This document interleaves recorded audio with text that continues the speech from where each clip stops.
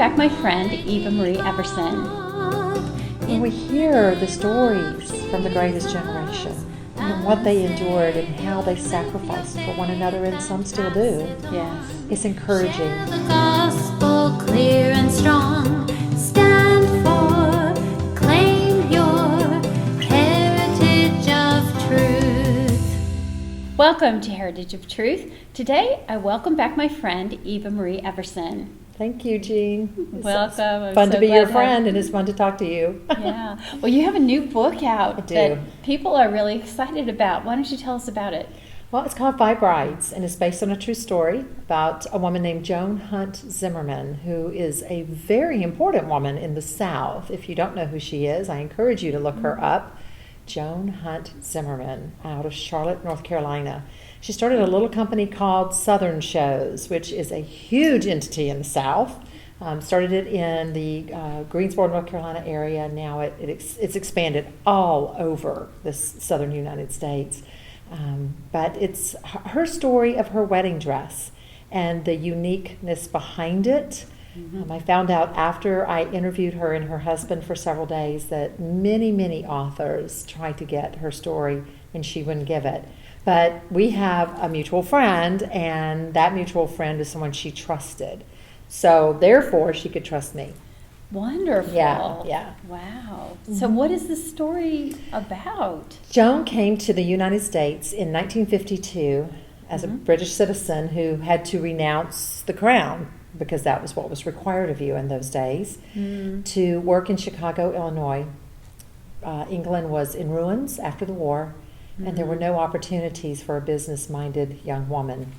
So she came to the United States with $30 in her pocket to Chicago without a job, but she got a job, and there she met another woman who said, "Oh, we need an extra roommate. It's a little apartment for 5, and 2 of us have just moved out, and we need 2 more roommates." And Joan said, "Okay, well, I'll move in." And in my story, I changed it slightly that she has a pen pal in the United States that comes to live with them.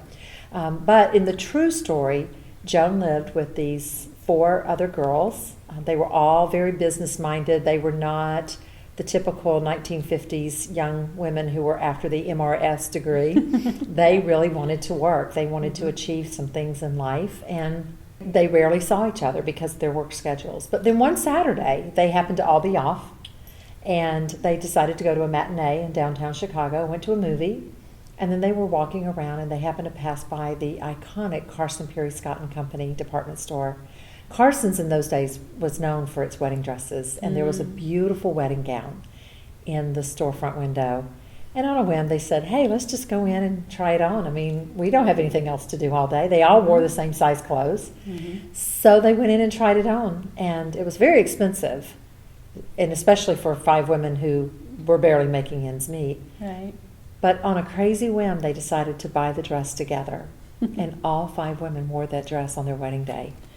So what I did was I told the true story of Joan's love, the man that she married, Robert Zimmerman, and how they met and all that. But the other 4, because the other 4 women have passed away, I had to do a lot of research to find out what happened to them. In fact, all the couples are deceased, except for Joan and Robert. So I made up the other 4 stories just based on the tiny little bit that Joan could remember. They really were not friends.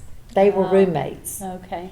They were friendly. So it's fiction that's based This on based a on historic- truth. It's Yeah. based on truth. Yeah. Okay. Yes. And it was So- a lot of fun to explore the world in the 1950s. Yeah. Joan not only worked in Chicago, but she took a job with Special Forces and worked in Nuremberg, Germany for 2 years in the Palace of Justice with General Partridge, which is how she met Robert, her little soldier. And acquainting myself with Nuremberg after the war. Yeah. Nuremberg was where Hitler made that valiant speech of how they were going to take over the world. So it was only appropriate that the Palace of Justice and the war crime trials were held there. And she was a part of all of that. So she's a fascinating character.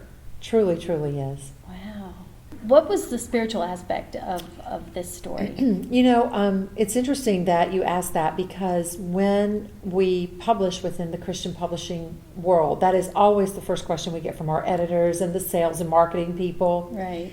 So knowing, of course, that Joan specifically and her husband were believers, or are believers because they're still alive. They're believers. They're church going. They've raised their children and now their grandchildren within the Christian faith. But how do I incorporate a spiritual element other than the fact that they simply were believers and Christians, and they acted that out? As I was laying out the story for each one, this scripture kept coming to my mind that God makes the crooked path straight. So no matter what direction we go in, eventually God straightens that out if we trust Him and leads us right where He wants us to be.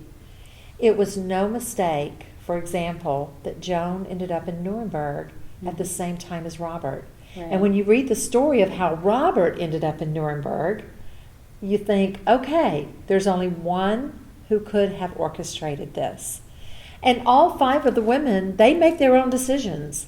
And yet eventually you watch as the hand of God just takes that crooked path and just straightens it out.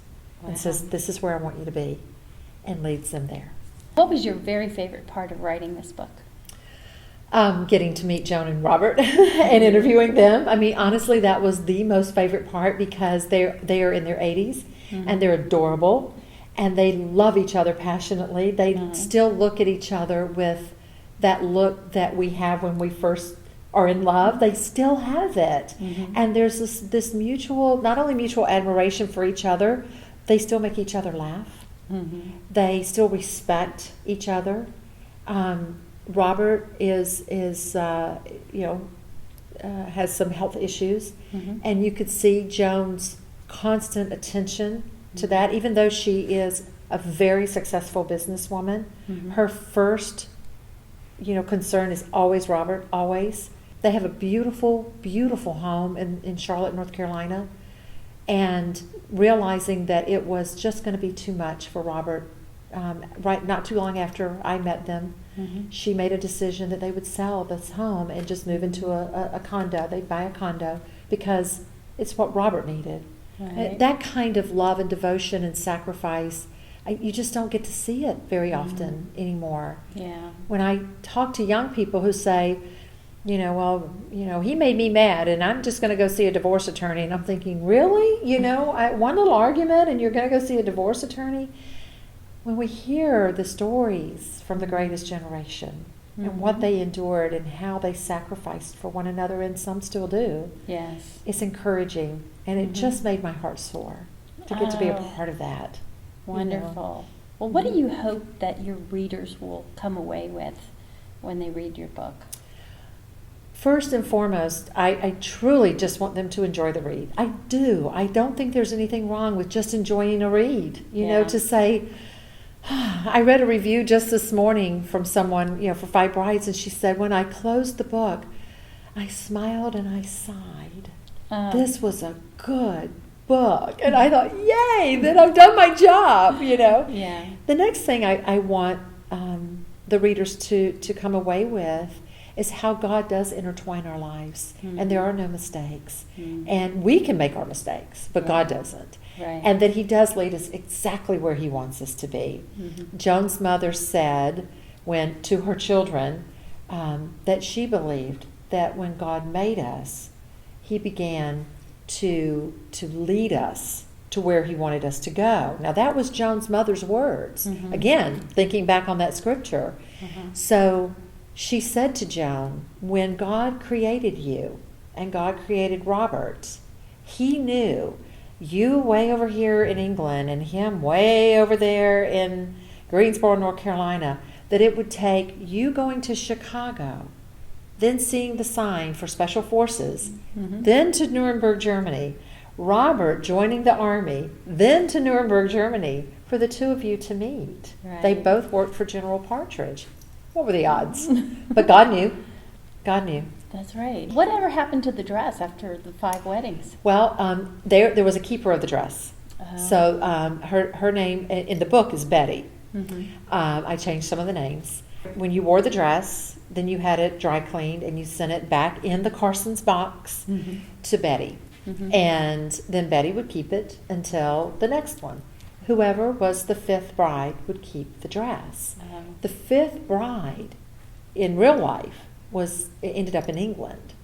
So that dress is somewhere in England and no one knows where it is. But in my imagination, the fifth bride wore the dress, and then her granddaughter married an Englishman, and so that brought the dress back to England, where it should be today. I'm going to assume that's where it is. Yeah. Just that thought makes me sigh. I know. Yeah. I just cannot imagine that beautiful, beautiful dress Mm-hmm. was not passed on.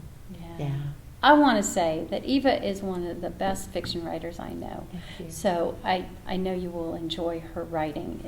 You're a writer's writer. Thank I just you. love Thank you. to read your writing. Thank you, So- Jeannie. Yeah, thank so- you. I appreciate that. Okay, so where can people find you online? Eva Marie Everson author.com. I am on Facebook at Eva Marie Everson's Southern Fiction or Southern Novels. It's one of those two. I think it's Southern Novels. I'm at Twitter, Eva Marie Everson. LinkedIn, Eva Marie Everson. There's only one of me out there. It's not like I'm Joan Smith, you know. So you can find me there, and the book is sold in all stores and online. Yeah. Okay. Yeah. All right. Well, thank you again for Thank coming. you. Thank you very much. Share